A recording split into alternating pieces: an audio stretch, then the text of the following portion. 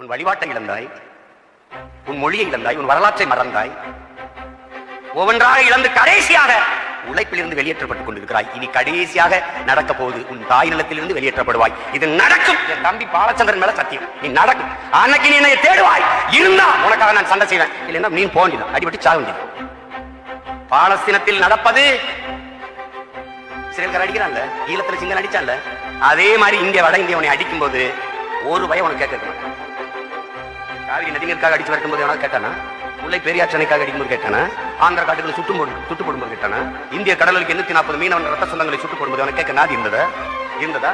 அதை போல ஒரு நாள் இங்க அடிப்பான், கேட்க நாதி இருக்க. இதுல என்ன உனக்கு இருக்குது? உனக்கு உன்னை சுத்தி என்ன பிரச்சனை இருக்குன்னு தெரியல, தீர்மானம் நினைச்சிட்டு இருக்க.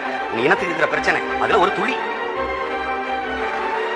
ஒரே ஒரு கோட்பாடு வந்த நீ நல்ல நோக்கத்தை கொண்டிரு, அது உன்னை வழி நடத்தி. நீ ஆக சிறந்த நோக்கத்தை கொண்டிருக்கிற, அது உன்னை வழி நடத்தும். உலகத்தில் யாராலும் சுமக்க முடியாத பெரும் கனவை நீ சுமந்தினில், அது உலகத்தில் எல்லாவற்றையும் விட பெரிதுங்கிறான் ஆல்பர்ட் ஐன்ஸ்டீன். நீ என்ன நினைக்கிற? பல்லாயிரம் ஆண்டுகளாக அடிமைப்பட்டு கிடந்த அன்னை தமிழ் சமூகத்தின் விடுதலை என்ற புனித கனவை தூக்கி சுமக்கிற. நீ எல்லாத்தையும் விட உயரத்தில் சிறந்தவன், பெருமைக்குரியவன்.